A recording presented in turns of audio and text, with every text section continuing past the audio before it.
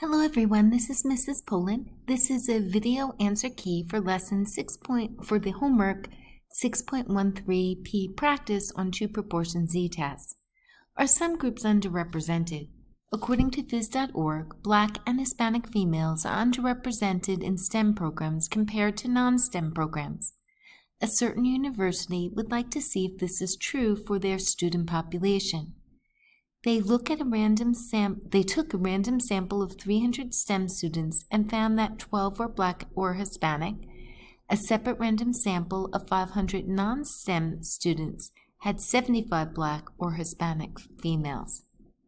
Does the data provide convincing evidence that Black and Hispanic females are underrepresented in STEM programs? Use a 5% significance level. So our very first step is to state the parameter. So put the video on hold and try it.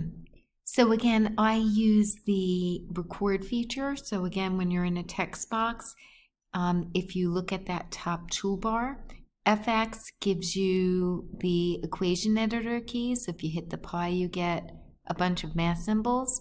But if you look further, and you go all the way to the right, or almost all the way to the right, you have that microphone, and that allows you to convert voice to text. So the parameter is P1 minus P2 is the true difference in proportions between Black and Hispanic females in STEM versus non-STEM programs. The next thing we need to do is we need to define our null and our alternative hypothesis. So I think I'm going to write it because I think it's just slightly easier. So I get out my drawing tool. Come on, drawing tool. So our null hypothesis, since we're dealing with two proportions, we assume that there's no difference. So we set P1 minus P2 equal to 0. And actually, I have a little minor error. I really should say P1 represents the STEM and P2 represents the non-STEM. Just so we know when we're subtracting that we're keeping that difference. Note, I could have also when HO is P1 equal to P2, but we find that the first way is used more often, but both are correct. The alternative hypothesis, if you're looking to see if they're underrepresented in STEM programs, we would expect that the difference would be negative, so it would be less than 0. Again, another way we could have written it is P1 is less than P2, or row 1 is less than row 2. You should choose a significance level, but they did give you one. Note, it could be anything, but we tend to do 0.05, 0.01, or 0.10. And although it's not required, I would strongly recommend defining what P1 is. So P1 is, again, we're looking at STEM first, so it's going to be 12 over 300, and that's 0.04. And P hat 2, again, you're dealing with sample proportions now, that's why you give them a hat, is 75 over 500? Yep.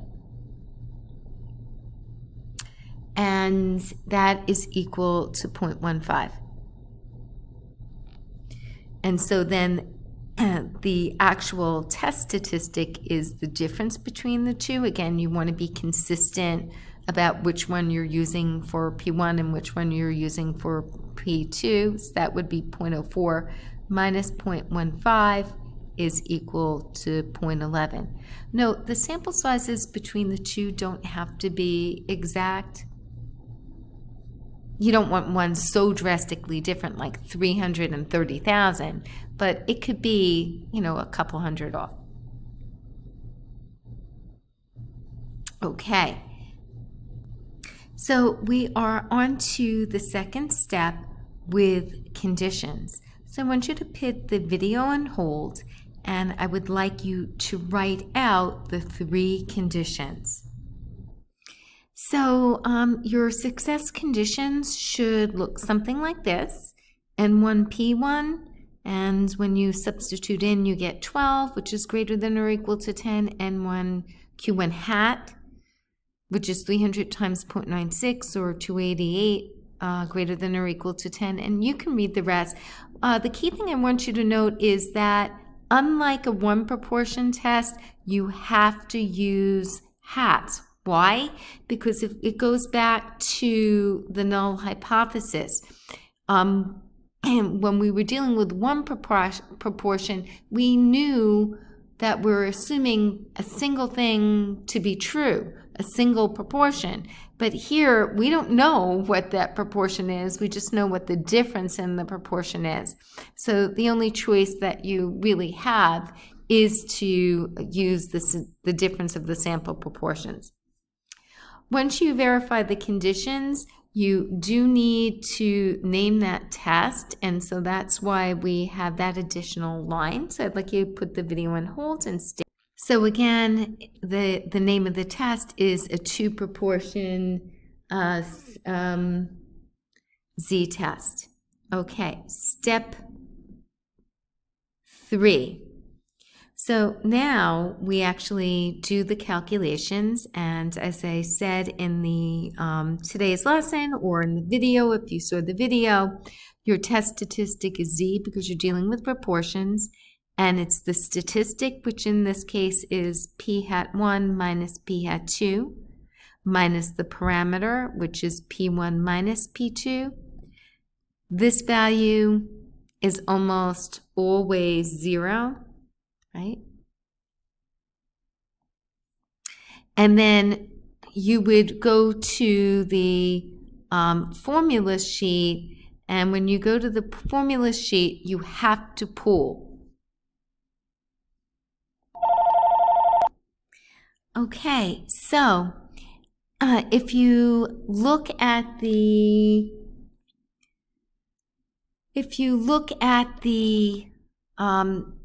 standard deviation in the formula sheet for 2 proportions, for that 2 population and the difference in the 2 proportions, this first one, or actually these 2, you use for confidence intervals.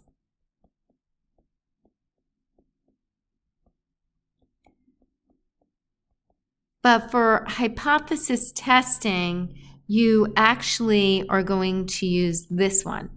And the reason why is that in your null hypothesis, when you're looking at the difference being 0, in essence, you're saying that the 2 proportions are equal. Therefore, your variances are going to be approximately the same. And so you have to pool.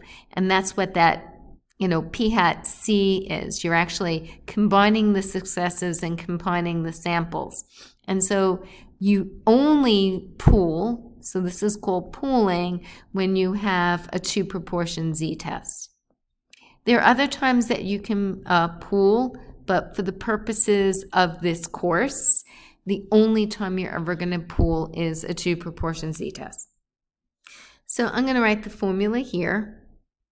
Again, that's that pooling, and I'm going to show you how to calculate that in a second. Okay. So how do we calculate that pooling value? So what you're going to do, it's kind of, I always find it a little odd because it's what we tell you never to do growing up with adding fractions. You're actually adding the successes. So you're adding the 12 STEM students plus the 75 non-STEM students, and then you're adding the sample size from the STEM program and the 500 students from the non-STEM program. So you get 87 over 800, and I right away normally express this as a decimal, and that's approximately 0.109. We're now going to substitute all that information into our formula that you must do no matter what. And so you're going to do 0.04 minus 0.15. Again, this would be 0. You don't even have to write the 0. Over the square root of 0.109. And for the substitution, you can even go 1 minus 0.109 because we don't actually need to know the exact value. 1 over 300 plus 1 over 500. And at this point, I would use the calculator. I would go Menu, Statistics, Stat Test. We're dealing with option number 6, a 2 proportion. And again, you want to be consistent with your null and alternative hypothesis. So you're going to do 12, because we're doing STEM first, over 300, not 3,000. And then you're going to do 75 over 500 and choose the appropriate alternative. And again, to be consistent, ours was less than. And you hit OK, and you get your test statistic of negative 4.838. You get your very, very small p-value. Remember, this is 6.56 times 10 to the negative 7. There are 6 zeros in front of that 6. And that p hat here is really that pooled proportion. So let's go back to our work, and we're going to record that information. So our test statistic turned out to be, hold on, I'm looking for the value quickly, and it's negative 4.833. You want to draw that diagram. Your mean is actually the difference in the proportion that you're assuming. So you're assuming no difference. And you got your test statistic. That difference turned out to be negative 0.11. And we want to do that proper shading. So we're shading all in this area. And now we're going to actually calculate our p-value. So our p-value is the probability that our sample proportion, the difference in the sample proportions, is less than negative 0.11, assuming that there's no difference. So we converted that score to a z-score. And theoretically, when we get to the AP exam, not for this upcoming test, you could just write your p-value right here, but from the calculator. But for the test, I want to see that you know how to calculate it by hand. Trust me on this. I won't lie to you.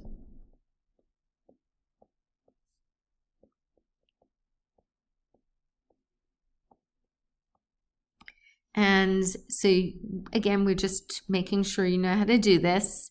Statistics, distributions, normal CDF, and again, we're putting in negative 4.833, and we can leave the mean as 0 and the standard deviation as 1, and we get this very small value.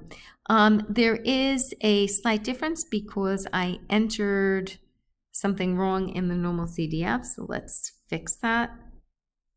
Because it may be different because of rounding, but it shouldn't be that different.